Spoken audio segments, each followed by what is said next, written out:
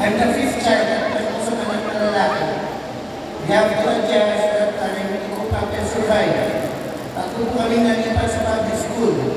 Even though our working mom was a certified public accountant, she has to work extra hard by doing extra work to provide us all our needs.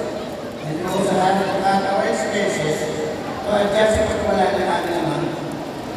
Kaya nalipat kami ng ilang kapatid sa kailangan. Our mother was also an educator, teaching at St. Paul College that time, and also worked as company accountant of construction firm. At sa kadahilanan po na napakabis ng nanay ko sa paghahanap buhay.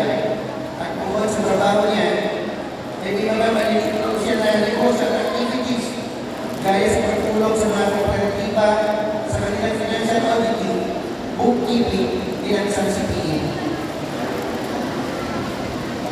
Kailangan po kami maging independent sa lahat ng bagay, lalo na sa pag-aaral at school activities. Kahit Sunday po, yung bahay po namin sa Barangay Santa Rita ay puno ng bisita.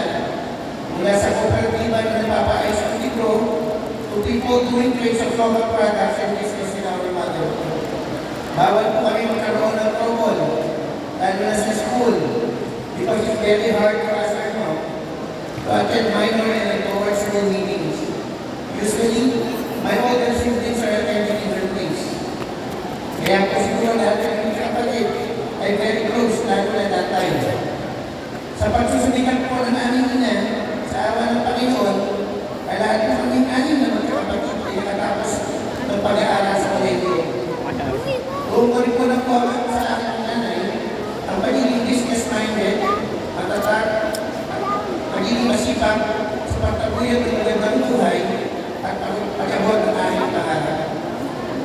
What I want to emphasize is, napaka-importante ng edukasyon para sa pag-abot natin ng ating mga pangarap at goals sa buhay.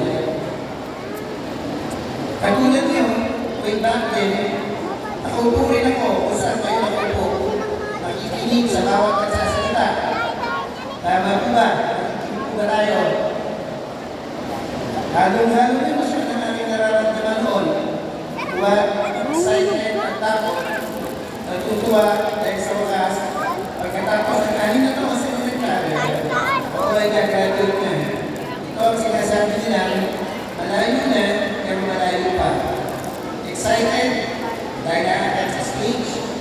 May takot dahil alam natin na kapag may katapusan, meron bagong sulat. Ang pagtatapos sa elementary ay hudyat na magsusulat na kayo sa high school. Mararanasan nila ang